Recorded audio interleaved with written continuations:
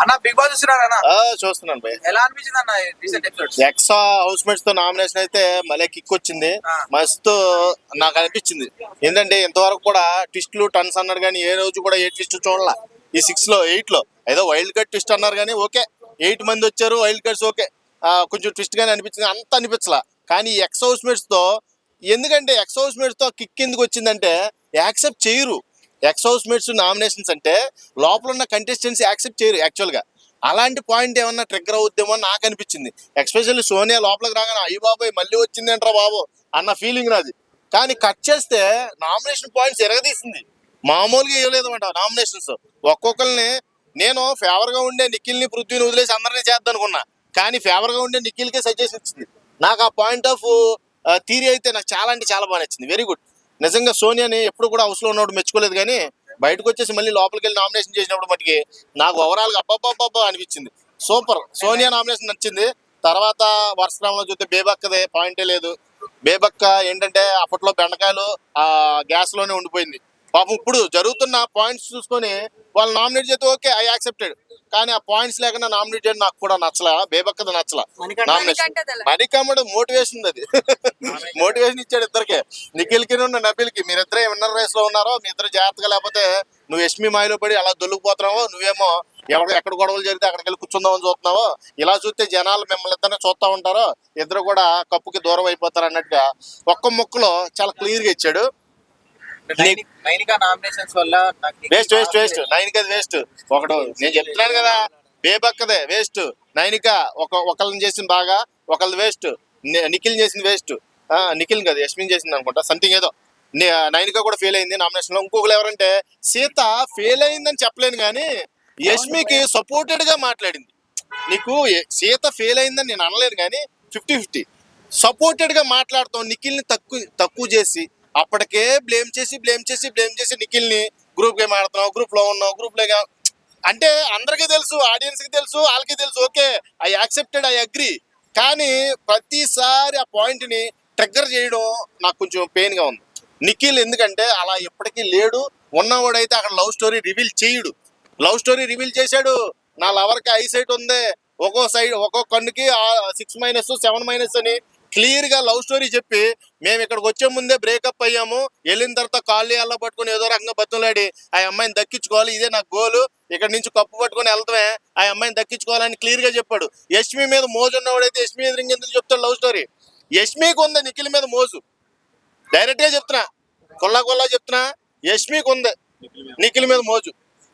నిఖిల్ కి అయితే ఏనాడు లేదు.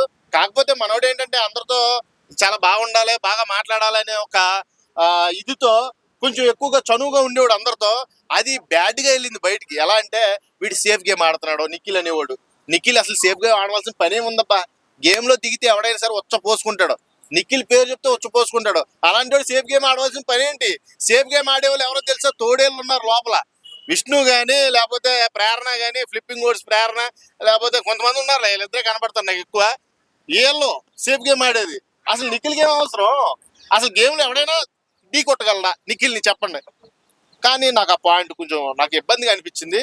నబిల్ ని నిఖిల్ ని ఢీ కొట్టే మగోడు లేడు. అలాగే పృథ్వీది కూడా ఆట తీరులో నెంబర్ 1 సింహవాడు. మాట తీరులో మట్టికి చండాలం నక్క బుద్ధి అడిది. ఆ నక్క బుద్ధి పోగొట్టుకుంటే ఉంటాడు టాప్ 5 లో, లేకపోతే ఇంటికి పంపించేస్తారు. నిజంగా చెప్తున్నా నక్క లాంటి వాడే. ఇప్పుడు అక్కడ పాయింట్ అక్కడే వదిలేస్తాడు, ఓకే వెల్ అండ్ గుడ్. కానీ నువ్వు ఆ మాట తీరు ఉంది చూడు, వీరుడా నీతో పాటలు వెళ్ళలేదా వీరుడా అరే అంటే చూడు, అది కొంచెం ఓవర్ అనిపిస్తుంది. చూసే వాళ్ళకి ఓవర్ అనిపిస్తుంది.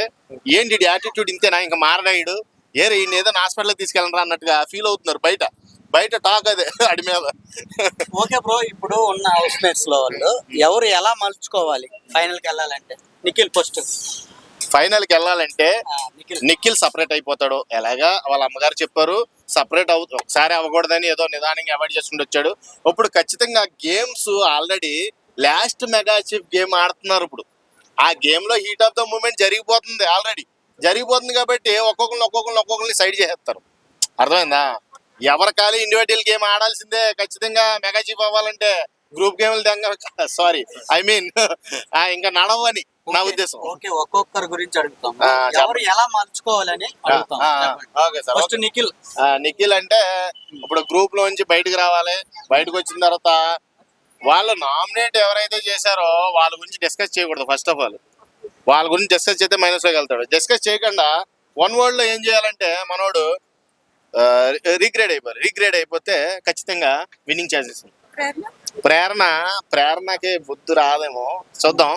బుద్ధి వస్తే మంచిదే, కానీ ప్రేరణ కంటే ఎక్కువ యష్మి వెళ్ళిపోయే అవకాశం ఉంది ఈ వారం. కాబట్టి నేను ప్రేరణకు ఒక సలహా ఇస్తా. ఎంతసేపు కూడా నువ్వు ఆ సీతాఫలాల దగ్గర, అట్టుల దగ్గర పార్షియాలిటీ చూపించొద్దు. ఫుడ్ దగ్గర పార్షియాలిటీ చూపించడం వల్ల నువ్వు బ్యాడ్ గా పోర్ట్రేట్ అవుతున్నావు బయట. ప్రేరణ ఆ విషయం తెలుసుకో, ఇప్పటికన్నా తెలుసుకో. నీకు ఆల్రెడీ క్లియర్ గా చెప్పారు ఎక్స్ హౌస్ మేట్స్ వచ్చి. ఎప్పటికీ తెలుసుకోకపోతే నువ్వు ఎప్పటికీ తెలుసుకోలేవు, నువ్వు బయటకు వచ్చేస్తావు ఖచ్చితంగా చెప్తున్నా. యష్మి కష్టం ఈ నామినేషన్ లో బయటకు రావచ్చు అని నేను అనుకుంటున్నాను, నా పర్సనల్ ఒపీనియన్.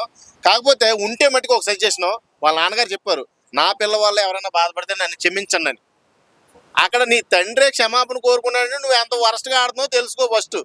అర్థమైందా? నీ వరస్ట్నెస్ నీ తండ్రికే నచ్చలేదు కాబట్టి నువ్వు మార్చుకోవాలి. నువ్వు ఇంకా మారను, నేను పట్టుకున్న దానికి 3 కాళ్ళు అంటే నువ్వు 4వ కాలు ఉందని చూపించి బయటికి ఇంటి బిగ్ బాస్. అదంతా మీరు మైండ్ లో పెట్టుకుని ఆడితే మంచిది. విష్ణుప్రియ దొంగ సేఫ్ గేమ్. విష్ణుప్రియ ఎప్పుడు వచ్చినా చెప్తా దొంగ.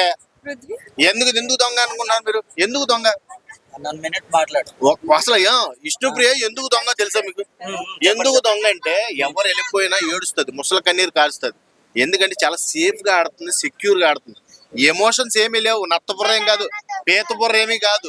పీతబుర్ర ఎవరికీ లేదు. అక్కడ మైండ్ గేమ్ ఆడుతుంది విష్ణుప్రియ ఉన్న మైండ్ ఎవరికీ లేదు. పృథ్వీ జెన్యూనే, వాడు జెన్యూనే కానీ మాటల్లోనే కంపు. నోరు అమ్మో, ఆ నోట్లో నోరెట్టామంటే వాసన వచ్చేస్తుంది. అంత దరిద్రమైన కంపు మాట. కాబట్టి ఆ మాట తీరు మార్చుకుంటే పృథ్వీ ఖచ్చితంగా కప్పు కూడా పట్టుకుపోవచ్చాడు ఒకనొక టైంలో. Rohini number 1 entertainer, number 1 game spirit ఉంది, కానీ బాడీ సహకరించదు. కానీ అక్కడ దాకా లాగలేదేమో బండి అని నా ఒపీనియన్.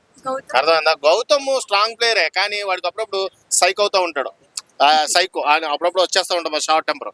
నీకు అసలు గౌతమ్ కున్న తెలివికి అంటే ఆ యాటిట్యూడ్ కి గౌతమ్ ఈసారి ఖచ్చితంగా పట్టుకుపోయే అవకాశం ఉంది. కానీ ఈ షార్ట్ టెంపర్ వల్ల ఏమవుతుందంటే వెళ్ళిపోతూ ఉంటది, గేమ్ ఫార్వర్డ్ అయిపోతూ ఉంటుంది. జనాలకు నచ్చదు. అర్థమైందా? స్టాండర్డ్ గా ఉంటే గౌతమే పట్టుకుపోతాడు కప్పు, ఇందులో ఏది డౌట్ లేదు. టేస్టీ తేజ పాపం భోజన ప్రియుడు. టేస్టీ తేజ ఎప్పటిదాకా ఉండటమే చాలా గ్రేట్. ఎందుకంటే టేస్టీ తేజకి ఈ సీజన్ లో మంచి ఆదరణ, అభిమానాలు దక్కినాయి జనాల నుంచి. చాలా అంటే చాలా బజ్ వచ్చింది. కానీ టేస్టీ తేజలో మార్చుకోవాల్సిన కొన్ని కోణాలు ఉన్నాయి, కానీ మార్చుకోలేడు. అర్థమైందా? బాడీ వీక్నెస్ ఉంది వీళ్ళిద్దరికి, రోహిణికి టేస్టీ తేజకి. వీటి వల్ల వాళ్ళ సర్వే అవ్వడం కష్టం అవుద్ది. రాబోయే టాస్క్ నుంచి ఎలిమినేషన్ ఉంటుంది భయ్యవు. ఆ టాస్క్ లో వీళ్ళందరూ ఫెయిల్ అవుతారు. యాటిట్యూడ్ పరంగా నెంబర్ 1 రోహిణి, టేస్టీ తేజ, అవినాష్, ముగ్గురు కూడా నెంబర్ 1. అవినాష్ అన్న కాదులే, నా మీద తమ్ముడే, చిన్నోడే. కానీ అవినాష్ కి ఒకటే చెప్తా సలహా, ఆ గ్యాస్ రిలీజ్ చేయడం ఆపేయాలి ఫస్ట్. అక్కడ నైట్రోజన్ ఎక్కువైపోయి నైట్ పూట నిద్ర ఆడుతుంది ఎవరికి. అన్న దయచేసి ఆ గ్యాస్ ఆపే నువ్వు. కానీ ఇంకోటి నెంబర్ 1 ఎంటర్టైనర్, బిగ్ బాస్ 8 చూస్తున్నాం అంటే అవినాష్ అన్న వల్లే. ఒక స్వీట్ సజెషన్ ఏంటంటే, మీరు కూడా గ్రూప్ గేమ్ ఆడుతున్నారు, అందరూ కూడా ఆ గ్రూప్ నే చూసారు. కానీ రోహిణి, టేస్టీ తేజ, అవినాష్ మీది గ్రూపే, వాళ్ళ గ్రూప్ అనుకున్నప్పుడు మీది గ్రూపే. కానీ మీరు ఇంకా డివైడ్ అవ్వాలి.